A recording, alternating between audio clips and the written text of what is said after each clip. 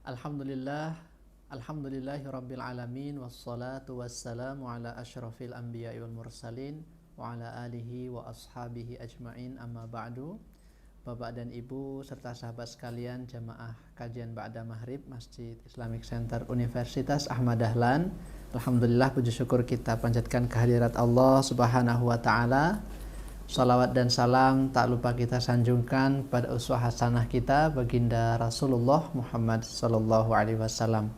Mudah-mudahan kita diberikan keistiqomahan hingga akhir hayat kita. Amin amin ya rabbal alamin.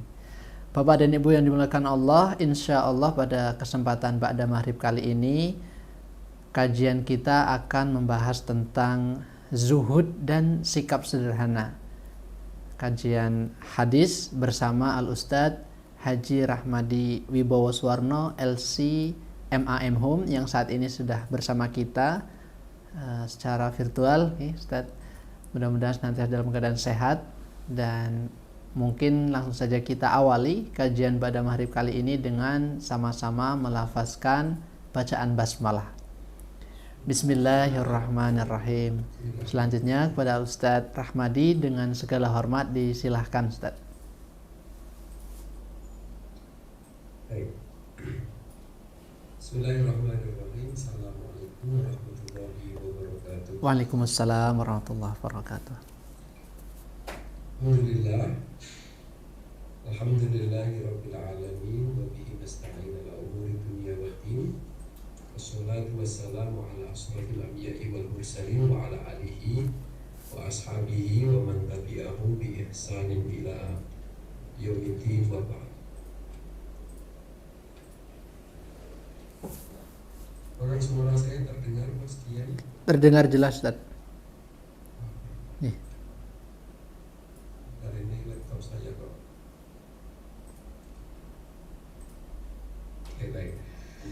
Alhamdulillah, Bapak Ibu sekalian yang saya hormati dan yang dirahmati Allah Subhanahu wa taala. Puji syukur kita berikan kepada Allah Subhanahu wa taala atas segala limpahan nikmatnya, terutama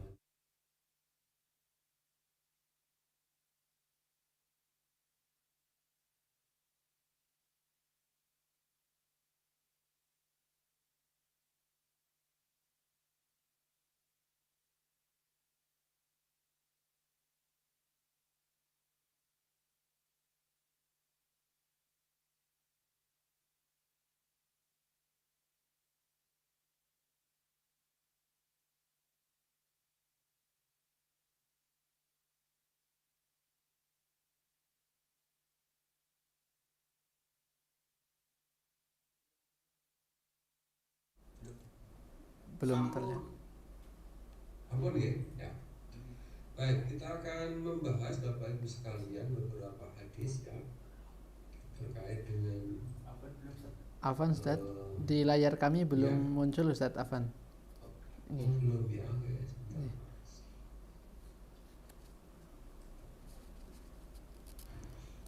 Sudah Ustadz. Oke, baik. Bapak Ibu sekalian, kajian kita pada maghrib ini jadi kita akan sampaikan terkait dengan apa petunjuk Nabi ya, tentang sikap sederhana dan zuhud ya.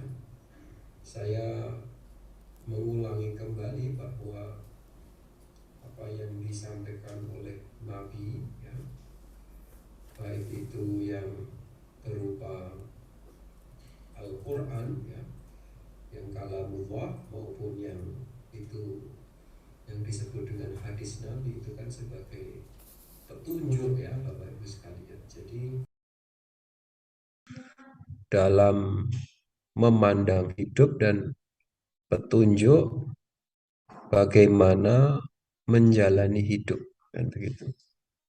Yang tentu kita sebagai muslim ya, kita memandang hidup dan menjalani hidup ini kan dengan cara yang diajarkan, yang itu ada di dalam Al-Quran dan di dalam Al-Hadis. Nah, terkait dengan hadis ini ya memang banyak sekali ya petunjuk-petunjuk Nabi begitu, sabda-sabda beliau, perilaku-perilaku beliau, ya perbuatan-perbuatan beliau yang tentunya harus kita teladani kan begitu. Oke.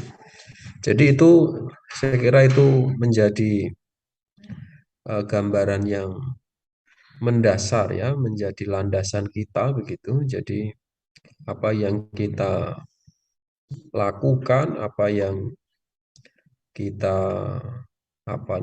kita pandang itu ya tentu dengan sudut pandang dari ajaran agama Islam. Artinya menggunakan cara-cara, menggunakan aturan-aturan yang ada di dalam Islam. Baik, yang pertama Bapak Ibu sekalian, ya, ada sabda Nabi ya, terkait dengan kezuhudan itu ya, nanti kita akan jelaskan apa itu zuhud kan begitu ya. Jadi ada hadis yang dikeluarkan oleh Imam Bukhari dalam kitab Roqaik ya, Babus Sakaratul Maut ya. Nah, ini disebutkan ya bahwa Rasulullah itu pernah bersabda, yatba'ul mayyita salasatun. Jadi mayat itu diiringi oleh tiga hal. Fayarji'ul ithnani wa yabqa ma'ahu wahidun. Jadi yang dua akan kembali ya, sedangkan yang satu akan menyertainya ya terus menerus ya. Yatba'uhu ahluhu wa maluhu wa amaluhu. Tiga itu adalah keluarga, kemudian hartanya ya, dan yang ketiga adalah amalnya. Fayarji'u ahluhu wa maluhu wa yabqa amaluhu. Harta dan keluarganya akan kembali ya, sedang amalnya akan terus tetap bersamanya. Hadis ini memberikan petunjuk kepada kita yang pertama bahwa kita nanti akan berpisah ya dari alam dunia ini. Kalau menurut petunjuk Al-Quran ya, bahwa kita itu mengalami proses ada empat. Yang pertama itu mati ya, kemudian hidup, kemudian mati, lalu kemudian hidup. Wa kaifa takfuruna billahi wa kuntum amwata fa ahyakum thumma yumitukum thumma yuhyikum thumma ilaihi turja'un. Jadi mati kemudian hidup, kemudian mati, kemudian hidup. Nah, di sini Nabi menyebutkan fase yang ketiga atau kematian yang kedua. Jadi manusia ya, dia akan menjadi suatu saat menjadi mayit ya. Disebut mayit itu ya berarti ya tinggal ya jasadnya kan begitu. Kalau disebut manusia itu kan ketika jasad ini ya di dalamnya masih ada ruhnya.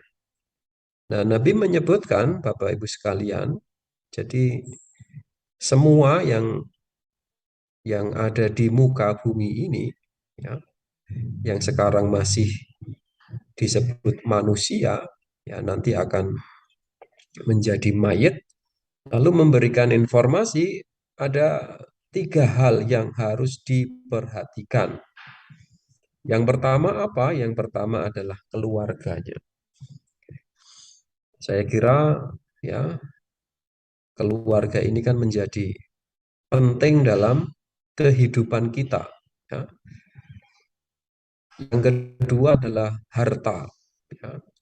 Segala sesuatu yang bernilai, berharga, yang diminati oleh manusia. Ya. yang bisa dipindahkan. Ini juga kedudukannya juga penting bagi setiap manusia. Yang ketiga, Nabi menyebutkan yaitu amal perbuatan, ya, yaitu apa yang semua yang dilakukan oleh manusia. Jika kita melihat dalam keterangan-keterangan para ulama, ya, kalau terkait dengan amal manusia ini kan ada paling tidak ada 3 amal atau 3 perbuatan. Yang pertama adalah perbuatan fisik, jadi ya anggota tubuh ini ya bergerak, melangkah, ya berkedip, menggerakkan jari-jari ya. Lalu kemudian ada amal hati ya. Maka kemudian ada hadis yang menyebut innamal a'malu binniyat. Jadi ada perbuatan hati yaitu niat dan begitu. Ada perbuatan hati yaitu riya. Ada perbuatan hati kesombongan. Jadi ada perbuatan-perbuatan yang kedua yaitu hati. Dan yang ketiga adalah perbuatan apa ini? Pikiran ya. Jadi orang ini berpikir ini kan punya potensi ya, punya kekuatan, amal yang sifatnya pikiran, gagasan, ide ya, intelektual. Nah, jadi amal itu dimaknai secara luas ya. Nah, Rasul menyebutkan Bapak Ibu sekalian, jadi 3 hal ini ya, ini harus diperhatikan. Nah, bagi orang yang meninggal ya, yang 2 nanti akan kembali lagi ke dunia. Ya, ketiga-tiganya ini akan mengikuti ya si mayit itu ya, mengikuti dalam arti ketika dia dari rumah ya, kalau seorang muslim ya, kemudian dia setelah di apa itu dimandikan, dikafani ya, kemudian disolatkan ya, kemudian ada tata cara apa itu namanya, takziah kan begitu ya, orang kemudian menghadiri ikut belasungkawa kemudian diantarkan ke makamnya, lalu kemudian diiringilah 3 hal ini. Yang pertama adalah harta, kemudian keluarga dan amal perbuatannya. Jadi keluarganya mengiringi ya, pasangannya, bisa istrinya, bisa anaknya, bisa saudara, saudarinya, bisa orang tuanya. Jadi keluarga besar, baik keluarga dekat maupun keluarga jauh, semuanya dalam situasi kesedihan. Lalu kemudian hartanya ya, mungkin kendaraannya kan begitu ya. Mungkin juga apa yang dia miliki yang kemudian dibawa juga oleh keluarganya. Nah, kemudian yang itu kedua-dua hal itu tampak nyata kan begitu. Orang bisa melihatnya secara langsung. Tapi Nabi menyebutkan 2 itu ya nanti dia akan kembali ya. Jadi tidak menyertai secara terus-menerus. Nah, amal inilah yang nanti Bapak Ibu sekalian yang akan menyertai orang yang sudah meninggal. Tentu makna yang lebih mendalam, jadi menyertai itu maksudnya ya tentu akan dimintai pertanggungjawaban kan begitu. Artinya keluarganya ya, hartanya tadi itu dia kembali, lalu kemudian perbuatan baik itu kepada keluarga, baik itu bagaimana cara dia memperlakukan harta, mendapatkan harta itu, kemudian membelanjakannya, nah, maka kemudian nanti akan dimintai pertanggungjawaban. Jadi Nabi mengingatkan kepada kita semua, Bapak Ibu sekalian, ya. Jadi amal ini ya, apa yang kita kerjakan, baik itu gagasan, ide, ya, kemudian hati, lalu kemudian anggota tubuh ini ya, itu yang sebenarnya nanti akan menyertai yang secara terus-menerus. Nah, terkait kita hubungkan dengan tema besar ya, hadis ini memang kemudian dalam kitab-kitab hadis ya dimasukkan dalam babu az-zuhud ya. Jadi bab zuhud dan ar-raqaiq. Nah, terkait dengan zuhud memang para ulama ya itu memberikan pengertian yang beragam ya. Beberapa ini kita sebutkan ya.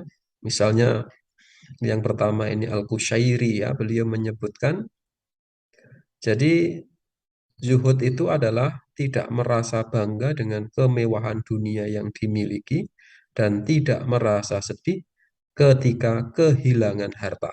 Ya. Ini kalau dihubungkan dengan hadis tadi, Bapak Ibu sekalian, ya berarti konteksnya ini terkait dengan harta, ya, atau mungkin termasuk bisa dikaitkan dengan keluarga tadi. Kadang orang, ya, dengan bergelimang harta, ya, seolah-olah dia tidak akan berpisah, kan begitu. Kalau kemudian dia berpisah, maka kemudian dia sedih dengan sangat. Nah, maka kemudian hadis tadi menyebutkan ya nanti itu akan ditinggalkan. Yang akan menyertainya adalah amal perbuatannya. Itu yang pertama ya, pengertian. Kemudian misalnya ada juga yang mengartikan zuhud itu sudi kaya, tapi juga sudi miskin ya. Jadi siap kaya, siap miskin ya. Ya, siap dalam keadaan yang aman, tapi juga dalam keadaan tidak aman. Ya. Hidup itu kan terus berputar ya. Oke. Kemudian di sini disebutkan juga hidup tanpa dikuasai dengan materi. Ya. Meskipun nanti kalau bicara tentang kaya dan miskin ini ya, Bapak Ibu sekalian ya, memang ada yang memaknai ya hanya dibatasi pada materi saja. Jadi orang kaya itu orang yang dia serba berkecukupan secara materi, sedangkan miskin itu dia ya materinya dia serba kekurangan. Tapi ada yang memaknai ya tidak hanya yang berupa materi, tetapi termasuk sikap, termasuk eh, perasaan yang kemudian kaya ya. Orang juga menyebutnya dengan kaya hati, ada juga berarti miskin hati ya. Tentu yang paling baik ya itu adalah orang yang kaya materinya tapi juga kaya hatinya ya.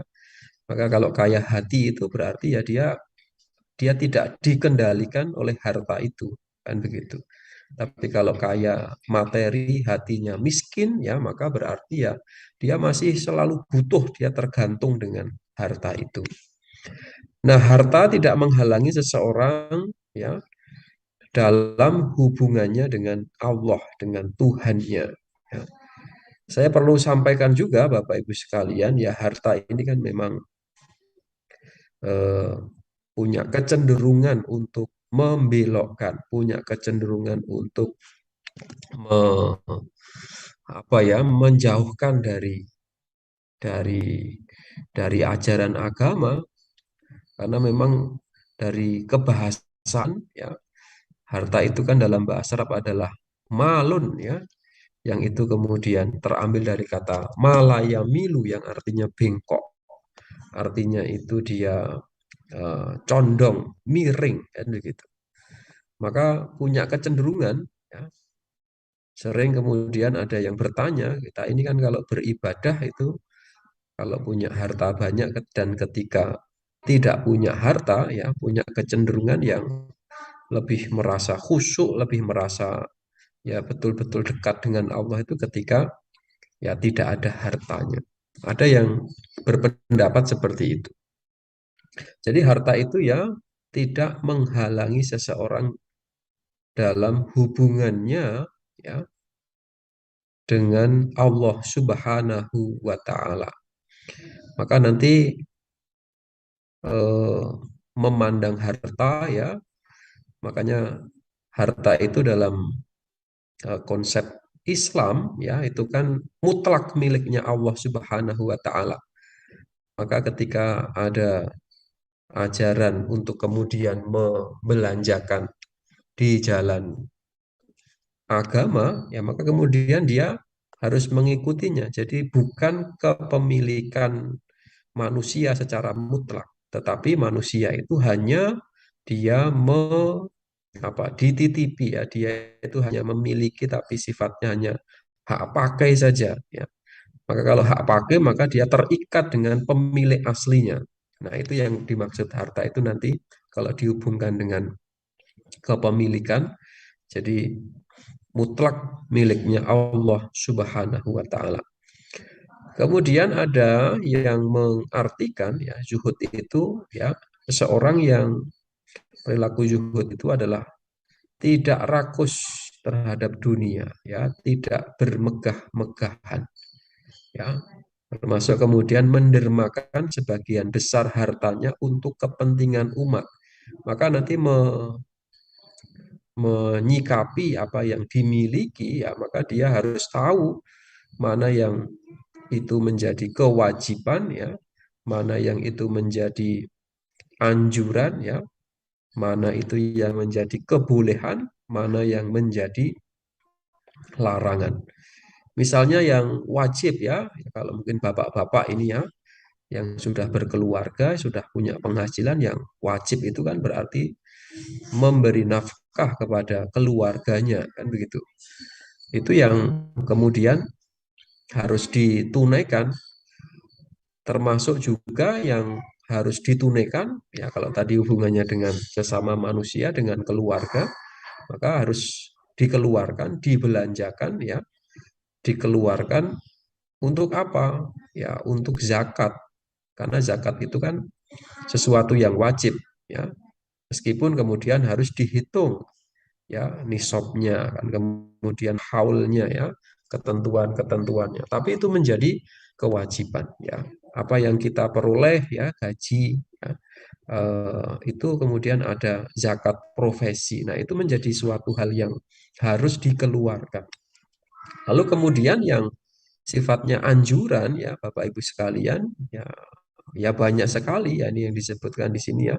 Jadi mendermakan, jadi membantu, ya, anak-anak yatim, kan begitu, ya. Lalu kemudian kegiatan-kegiatan sosial, kemudian ikut wakaf tunai, kemudian ikut kemudian membangun, ya, membangun masjid, ya, membangun, ya, semua yang sifatnya itu eh, anjuran, kan begitu, ya. Jadi itu termasuk kemudian yang dibolehkan, ya. Jadi misalnya rekreasi itu kan juga dibolehkan, kan begitu. Nah, kemudian nanti ada yang dilarang, ya. Nah, apa bentuknya? Ya, ini tadi disebut tidak bermegah-megahan, kan begitu, ya. Jadi berlebih-lebihan, ya. Bahkan kemudian dibelanjakan kepada sesuatu yang dilarang di dalam Islam. Jadi mendermakan sebagian besar hartanya untuk kepentingan umat dan menjadikan dunia sebagai sarana, ya. Nah, tadi keluarga, ya, kemudian harta, ya, tadi hadis yang kita sebutkan di awal, ya. Jadi ahluhu wa maluhu itu sebagai sarana, ya, sarana untuk menuju ridho Allah Subhanahu wa taala, bukan menjadi tujuan. Kalau bahasa yang lebih luas, ya, jadi dunia itu, ya, tadi disebutkan dunia itu tidak menjadi tujuan tetapi dia sebagai sarana. Jika sebagai sarana, ya, dia sebagai alat, ya, untuk kemudian menuju, ya, pada tujuan yang hakiki, yaitu mendapatkan ridho Allah Subhanahu wa taala. Bagaimana cara mendapatkan ridho Allah itu? Ya, tentu dengan melaksanakan apa yang dituntunkan. Maka kalau kemudian punya keluarga, kan begitu, ya, maka kemudian keluarganya dididik dengan baik. Punya harta, ya, tadi, ya, ada, dia sudah menghitung tuh hartanya itu untuk apa saja, termasuk bukan hanya saat mengeluarkannya, me, apa itu mengeluarkan harta itu, termasuk, ya, bagaimana mendapatkan harta itu sehingga ridha Allah itu dia peroleh. Jadi tidak rakus, tidak bermegah-megah, lalu kemudian Ada yang kemudian disisihkan untuk kepentingan umat, ya. Tentu yang wajib itu yang harus ditunaikan. Nah, lalu kemudian menjadikan semua yang ada di sekitarnya itu sebagai sarana untuk menuju Allah Subhanahu wa taala. Nah, Bapak Ibu sekalian yang dirahmati Allah, yang berikutnya, ya, dari beberapa definisi tadi lalu kita bisa mengambil, ya, beberapa hal, ya. Ketika zuhud itu hidupnya tidak tergesa-gesa, ya. Tidak, kalau bahasa Jawa ini dia kemerungsung, ya. Maka dia harus dipikir dengan sebaik-baiknya. Nanti akan ada hadisnya banyak, ya. Orang ketika berucap saja, ya, itu tidak boleh tergesa-gesa, dia harus dipikir, ya, apa yang dia ucapkan itu, ya, sesuatu yang baik atau tidak. Kalau tidak baik, ya lebih baik diam, kan begitu. Jadi tidak tergesa-gesa. Kemudian jika mendapatkan harta, ya, dia tidak menjadi arogan, ya, tidak menjadi merasa menguasai, ya, apa yang ada di sekitarnya. Tetapi sebaliknya, jadi ketika dia kekurangan hilang begitu, ya, seketika, ya, kasusnya banyak, ya, misalnya terjadi bencana, ya, atau kemudian tiba-tiba, ya, dia tidak sakit, dia tidak sedih, tapi kemudian dia menyikapinya, ya, itu dengan cara yang baik. Lalu kemudian yang keempat, dia harta tadi, ya, apa yang dia miliki itu digunakan untuk menolong orang lain. Jadi selalu menolong. Apalagi kalau kemudian diminta, tidak diminta saja, ya, dia membantu, apalagi kalau dia diminta, ya, bantuan oleh orang lain. Jadi hadis yang pertama, Bapak Ibu sekalian, ya. Jadi ahluhu wa maluhu wa amaluhu, ya. Kemudian disebutkan wa yarji'u ahlu wa maluhu wa yabqa amaluhu. Jadi keluarganya tetap, hartanya tetap, ya, tidak mengikutinya, tapi yang mengikuti itu adalah amalnya. Maka cara memandang, ya, harta, memandang keluarga, ya, itu menjadi penting sudut pandangnya tadi, ya, harta sebagai kepemilikan yang nisbi. Oke. Berikutnya Bapak Ibu sekalian, ya, saya kira dua hadis, ya. Oke. Hadis yang kedua, ini juga dikeluarkan oleh Imam Bukhari, ya. Ini terkait dengan bagaimana membandingkan, ya. Jadi sesuatu itu nanti menjadi baik, ya, atau tidak baik, menjadi bagus tidak bagus, ya, itu juga dihubungkan dengan bandingannya. Bagaimana petunjuk Nabi, ya.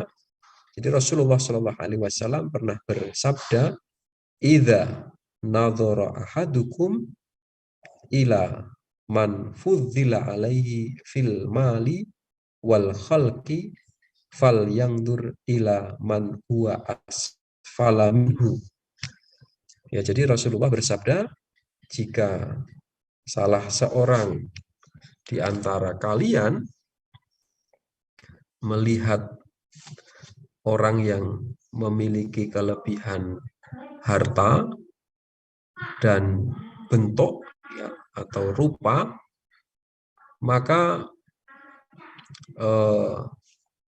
lihatlah kepada orang yang berada di bawahnya, ya. Jadi kita sebut Nabi memberikan petunjuk bahwa seseorang itu dalam masalah harta dan bentuk, ya, itu lihatlah yang berada di bawahnya. Ini sebenarnya sikap untuk bersyukur, ya. Jadi kalau kemudian seseorang itu sudah memiliki kendaraan, ya, maka lihatlah orang yang tidak memiliki kendaraan, sehingga dia merasa, oh saya ini alhamdulillah diberikan karunia Allah yang lebih baik. Nah, ketika seseorang itu ya tidak memiliki kendaraan, ya, maka lihatlah orang yang mungkin ya tidak bisa berjalan dengan sempurna, ya, maka itu menjadikan dia bersyukur, oh bahwa Allah itu memberikan karunia kepada saya itu lebih dibandingkan yang lain, kan begitu. Nah, ini hadis ini juga Bapak Ibu sekalian menunjukkan, ya, memberikan petunjuk kepada kita bahwa kita itu harus berhusnudzon kepada Allah Subhanahu wa taala di dalam harta tadi, ya. Jadi masih banyak yang secara materi, secara harta itu di bawah kita, sehingga kita menggunakan harta itu dengan sebaik-baiknya. Artinya Allah itu memberikan kasih sayangnya pada kita itu, ya, itu dia merasa lebih dibandingkan yang lain, sehingga dia harus memunculkan rasa sikap syukur yang harus dia lakukan. Jadi harta, ya, kelebihan harta kemudian dalam bentuk rupa. Nah, sebenarnya tadi ada di yang kita lewati, ya Bapak Ibu sekalian, ada suatu hadis riwayat, ya, ada 3 orang, ya, pada Nabi menceritakan ada 3 orang yang dia itu buta, lalu kemudian punya penyakit kusta, penyakit kulit, kan begitu, ya. Lalu kemudian yang satu itu dia rambutnya itu rontok botak, begitu, ya. Lalu kemudian malaikat itu, ya, menemuinya, ya, artinya Allah itu mengirimkan malaikatnya, lalu kemudian ditanyalah, ya, kepada orang yang punya penyakit kusta itu, penyakit kulit itu, apa yang menurutmu baik, ya, yang bisa diberikan kepadamu. Maka dia meminta untuk, ya, dia sembuh dari penyakitnya itu. Yang rambutnya tadi, ya, itu juga minta dia ditumbuhkan. Bagi yang buta, lalu kemudian juga disembuhkan dari kebutaannya itu. Lalu kemudian masih ditanya lagi, adakah yang diinginkan? Maka kemudian, ya, mereka menginginkan harta. Jadi harta dia minta. Lalu kemudian apa yang kamu minta? Ya, ada yang menyebut minta unta, ada yang kemudian minta sapi dalam riwayat itu, ada juga yang meminta kambing. Nah, dari pemberian itu kemudian menjadi semakin banyak, semakin banyak, semakin banyak, sehingga menjadi kaya raya. Ya. Lalu kemudian ketika kaya raya, ya, diutus lagi malaikat kepadanya. Kalau tadi dalam bentuk yang, ya, menjadi orang yang kaya, nah sekarang terbalik, malaikat datang ini kepada 3 orang ini, ya, dia dalam keadaan yang miskin, yang kemudian dia minta, ya, kemudian minta bagian dari hartanya itu. Nah, 2 orang yang pertama itu Bapak Ibu sekalian, yang tadi punya penyakit kusta yang sudah sembuh, ya, kemudian yang buta itu, ya, itu kemudian dia minta, ya, diminta oleh, ya, malaikat yang menyamar itu, lalu kemudian dia tidak mau memberinya, dia beralasan ini adalah harta warisan dari orang tua, ya. Tetapi kemudian malaikat itu, jika kamu berdusta maka kamu akan kembali lagi kepada keadaanmu seperti dulu, yaitu seperti di awal ketika dia mengalami, ya tadi, ya, punya penyakit kusta. Cuma yang menarik yang ketiga, ya, orang yang buta ini Bapak Ibu sekalian. Jadi ketika dia didatangi oleh malaikat yang menyerupai orang yang miskin, kemudian minta untuk diberi, ya, beri bagian begitu. Jawabannya itu adalah silahkan ambil apa yang kamu inginkan, karena sesungguhnya ini bukan milikku. Nah itu. Jadi kisah ini Bapak Ibu sekalian ya yang dikisahkan oleh Nabi ya, itu jadi apa yang dimiliki oleh manusia itu ya itu hakikatnya satu pemberian Allah Subhanahu wa taala. Maka ketika diminta ya, maka dia harus memberikan. Nah, kembali kepada hadis yang kedua ini. Jadi jika salah seorang di antara kalian melihat orang yang memiliki kelebihan harta ya, maka lihat yang di bawah. Sehingga kita ini bersyukur, sehingga dalam bentuk syukur itu lalu kemudian menggunakannya dengan sebaik-baiknya. Begitupun dengan bentuk rupa ya, al-khalq ya, yang kita miliki ini juga anugerah dari Allah Subhanahu wa taala. Baik, saya kira itu Bapak Ibu sekalian, karena sepertinya enggak tahu ini sudah azan ya Mas Dian. Ya? Oh ya, oke. Baik, kira mungkin tinggal 1 atau 2 menit lagi. Ya, jadi Bapak Ibu sekalian ya, saya kira 2 hadis ini ya terkait dengan zuhud ya. Jadi bagaimana kita itu menyikapi ya tadi terkait khususnya dengan harta ya, dia digunakan sebagai sarana untuk menuju ridho Allah Subhanahu wa taala. Saya kembalikan kepada Mas Dian ya, Bapak Ibu sekalian, jika punya kekurangan mohon maaf. Saya akhiri. Assalamualaikum warahmatullahi wabarakatuh. Waalaikumsalam warahmatullahi wabarakatuh. Alhamdulillah atas materinya, saya jazakumullah khairan, mengingatkan kita tentang pentingnya untuk hidup zuhud.